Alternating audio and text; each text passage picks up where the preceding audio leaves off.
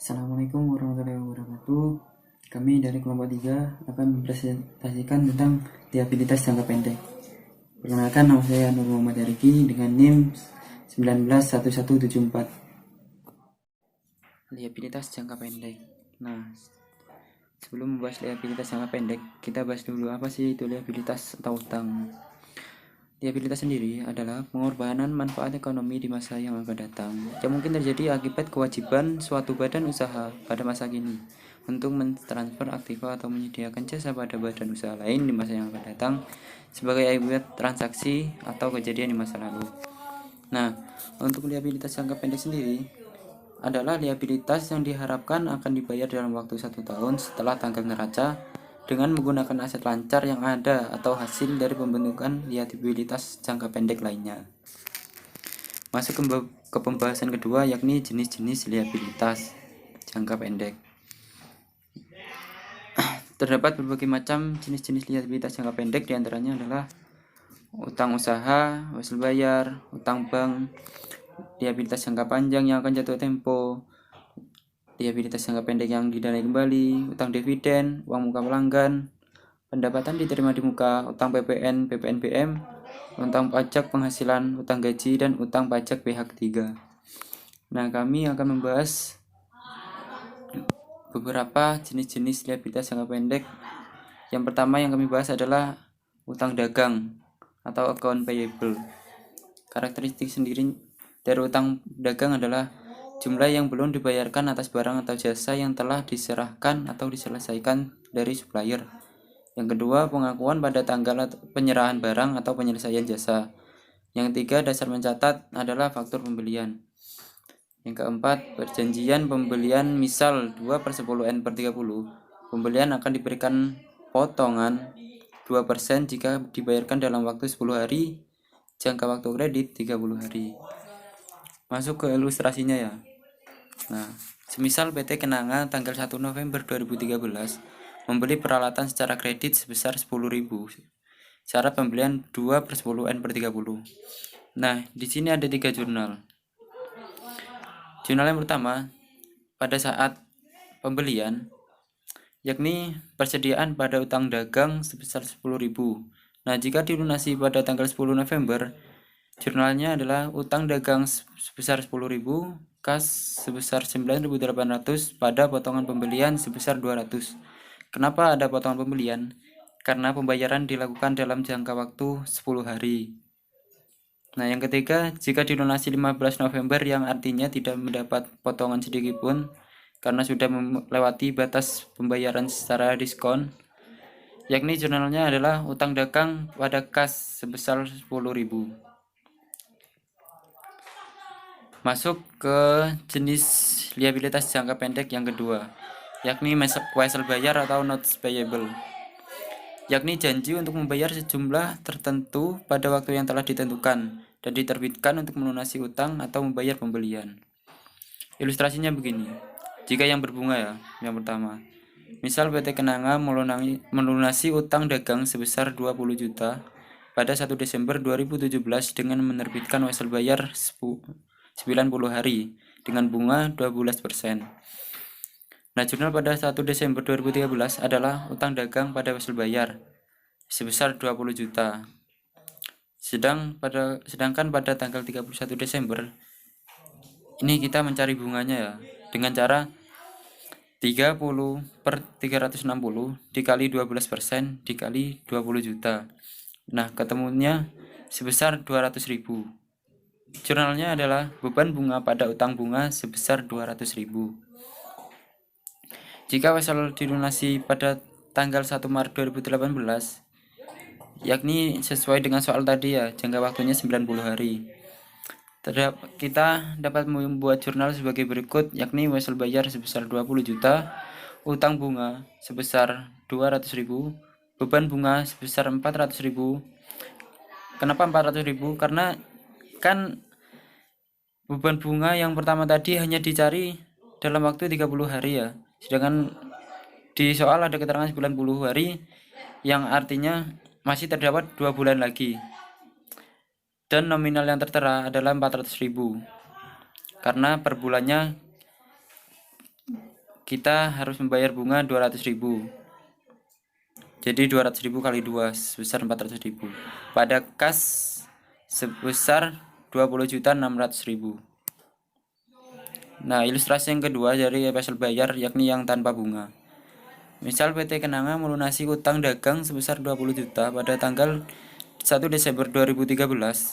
2017 ya.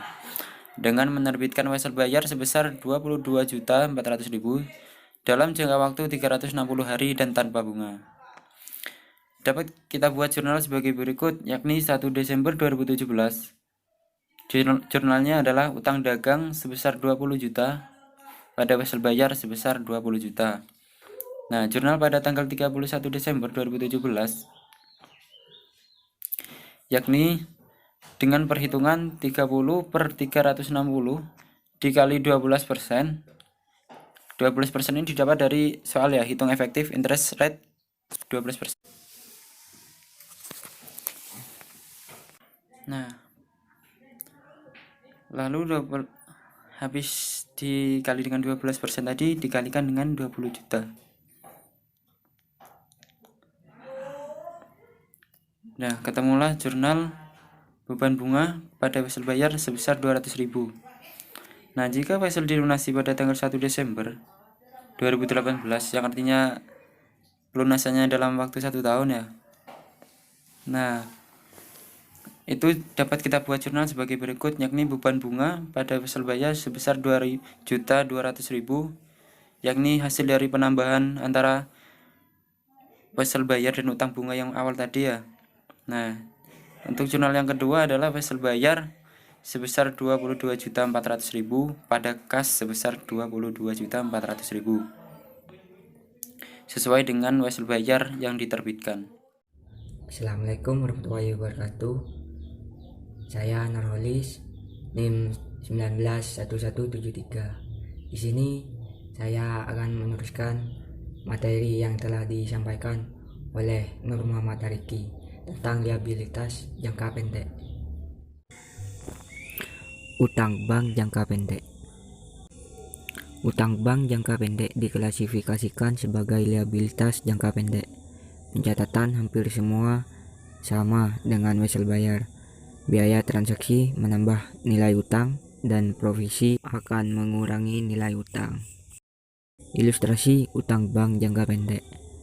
Contohnya yaitu PT Kenanga pada 1 Oktober 2013 menerima utang dari Bank Permata sebesar 100 juta rupiah, dipotong provisi 4%, tingkat suku bunga sebesar 15%, bunga dan pokok dibayar saat jatuh tempo. Hitung efektif interest rate 19,79% pada 1 Oktober 2017, yaitu jurnalnya kas pada utang bank sebesar 96 juta rupiah.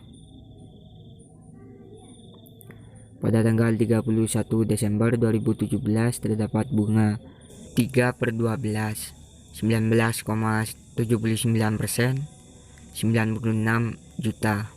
Jurnalnya beban bunga pada utang bunga sebesar 4.750.000 rupiah.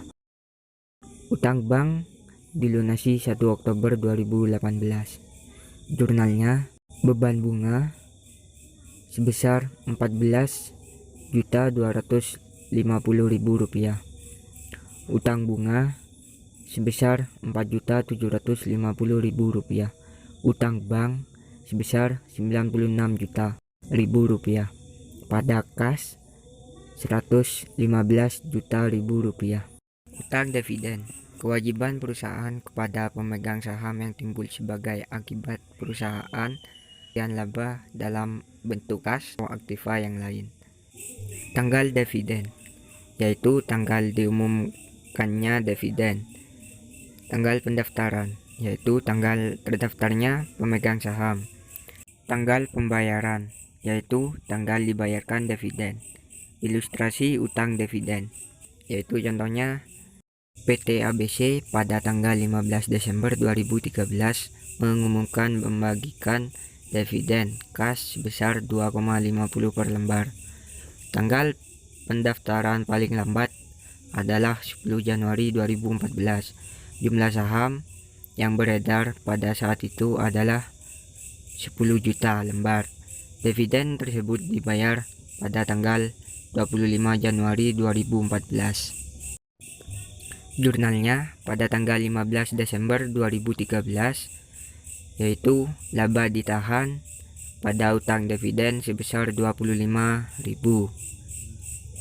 Sedangkan pada tanggal 10 Januari 2014 tidak ada jurnal. Pada tanggal 25 Januari 2014, jurnalnya yaitu utang dividen pada kas sebesar 25.000. Assalamualaikum warahmatullahi wabarakatuh. Kami dari kelompok 3 akan membahas tentang bab liabilitas jangka pendek.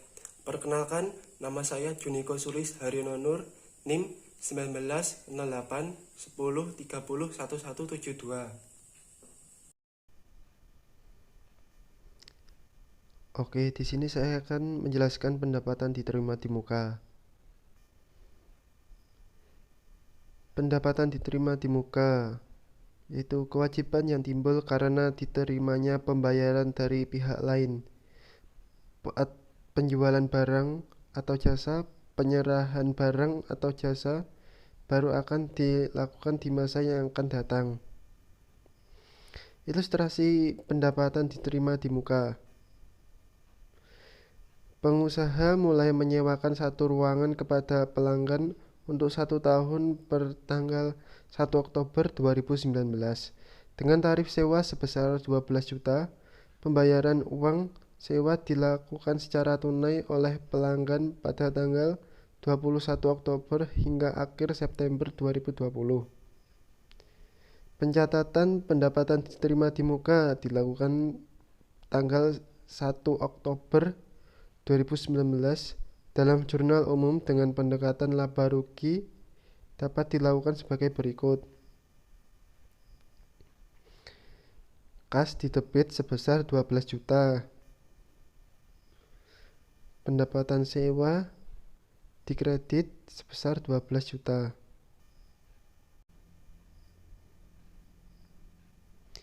Jurnal penyesuaian perlu dilakukan karena sebagian pendapatan sewa berada di 2 periode akuntansi.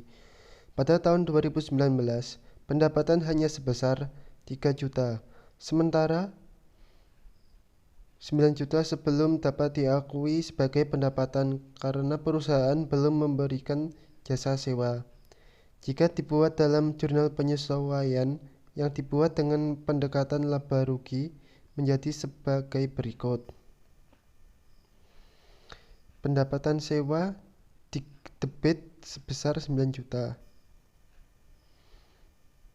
Pendapatan sewa diterima di muka dikredit sebesar 9 juta.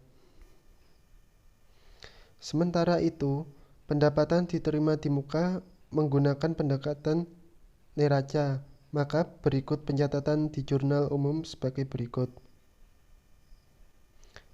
Kas didebit sebesar 12 juta. Pendapatan sewa diterima di muka dikredit sebesar 12 juta.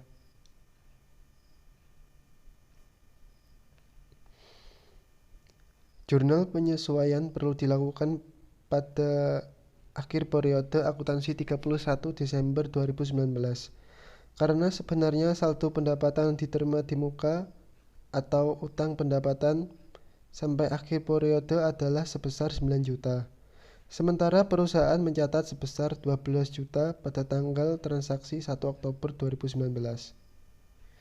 Pencatatan pendapatan diterima di muka dalam jurnal penyesuaian yang dibuat dengan pendekatan neraca sebagai berikut. Pendapatan sewa diterima di muka didebit sebesar 3 juta. Pendapatan sewa dikredit sebesar 3 juta. Selanjutnya yaitu utang bonus. Utang bonus muncul yang pertama, kewajiban yang timbul akibat pemberian bonus kepada karyawan pada akhir periode yang dibayar pada periode berikutnya. Selanjutnya, bonus yang diberikan dapat dihitung dengan berbagai cara tergantung kebijakan perusahaan. Bonus merupakan elemen beban gaji. Ilustrasi utang bonus. Misal, PT Kemenangan Cipto memperoleh laba bersih sebelum bonus sebesar 100 juta. Sesuai perjanjian, perusahaan harus menyisihkan 20% dari laba tersebut sebagai bonus tahunan. Hitunglah bonus untuk komisaris jika bonus dihitung berdasarkan laba sebelum dikurangi pajak 40% dan bonus. Nah, contoh perhitungan.